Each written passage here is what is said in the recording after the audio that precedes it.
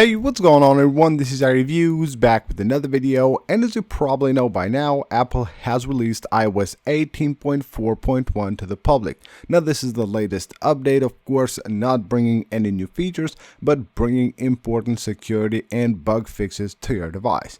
Now if you have updated your device to iOS 18.4.1 and you want to know what you can do to actually improve the battery life if you're experiencing battery drain issues with iOS 18.4.1, in this video I will show you guys 10 quick tips and tricks that will actually help you fix the battery drain issues on your iPhone. Now the first thing you need to know is that if you have recently updated, you will have to actually wait for a few days, like 4 or 5 days, before you get actually the best battery life. Now this has also been confirmed by Apple. Usually when you install a new update, there will be of course different processes going on in the background of your device. That's why it might drain the battery a bit more. So after a few days you should get a way better battery life on your iPhone. Now with new iOS releases, most of the time there will be also new updates for apps. A lot of apps, especially the bigger apps and more popular apps, will actually release new updates when just right after a new iOS update.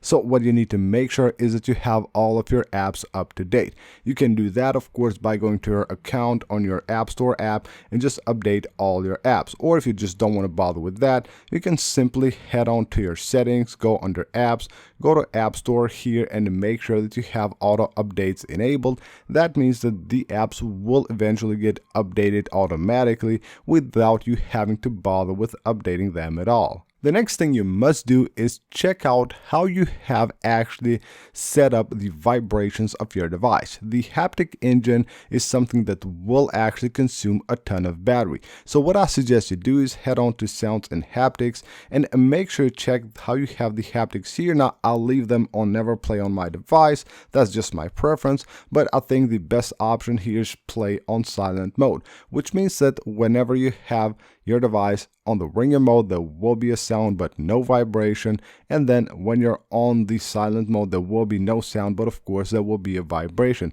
Also, you will have here the haptic feedbacks for the keyboard. If you leave them enabled, they're pretty cool actually. I like to have the haptic feedback on the keyboard, but just know that it will actually consume battery.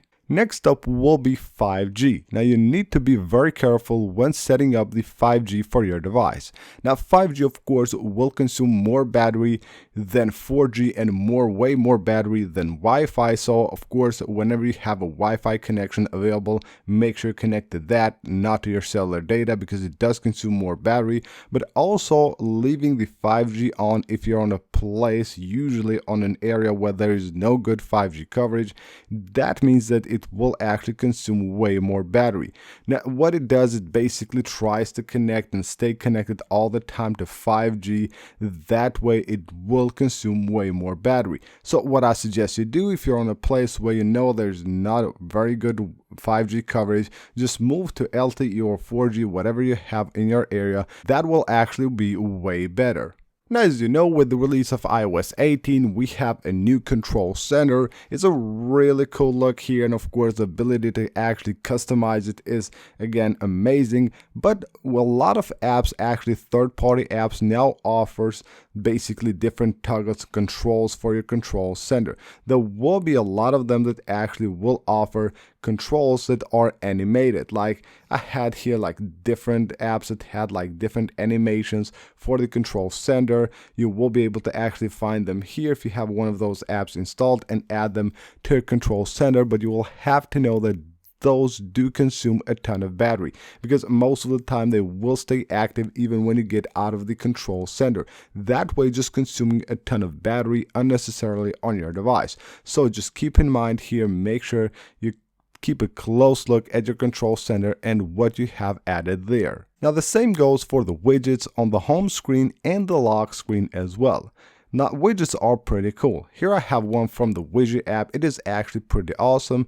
Now something like this won't consume a ton of battery, but there will be widgets that need to be updated all the time. Like if you have a widget that is basically something that needs to be updated with information like maybe news or the weather forecast or something like that, that needs to stay active and even have access to your location, that is actually something that will drain the battery. So make sure you just use the ones that you actually need and the ones that you must have on your home screen and lock screen, and just remove the other ones. On your device, you might also have apps that are actually battery drainers. Now, the way to find out if you have any app that does drain the battery a lot, simply head on to your settings and go to battery right here. Now you will see here a list of apps and how much battery they're using on your device. So if you go to the last 10 days right here, this is something that will show you like a better picture. Now what you're looking here is apps that have used the most battery, but you will know if you have used these apps a lot on your device. So you can show the activity right here and it shows how much time you have spent on each of those apps. Now if you see here an app that you haven't used a lot but still has just consumed a ton of battery, then that is an app that is actually draining the battery. You must remove that app and replace it with another one. There will be most likely a ton of alternatives on the App Store for each app that you're using. So any app that has been used like a little but has consumed a ton of battery must be removed from your device. Now another thing that you probably use very rarely is the Airdrop feature. Now Airdrop of course is pretty cool, very useful a lot of times, but it will consume battery if you're not using it. Make sure you just turn it off. Just switch to receiving off and you're good to go. And also bringing devices together. A pretty cool feature. It has a pretty cool animation, but most of the time it will just go on by accident and you probably use it very rarely. So make sure you go ahead and turn it off completely. When you know you don't need to use Airdrop, just turn it off. It will be way better for the battery life of your iPhone. And of course, one of the main things when it comes to battery, and this was included also on a list of tips and tricks that Apple has shared regarding the battery life, is the background app refresh. Always make sure to check the apps here and see which apps do actually have access to background refresh. I would suggest that you go ahead and take a close look at this list here and just turn off the most apps that you can. Most apps don't actually need to be refreshing in the background, so make sure you have a lot of them switched off from here. Now the same goes for location services. Of course, location services will consume a ton of battery. So what I suggest you do, now in my case, I just keep it turned off completely. Only when I need it, I will turn it on.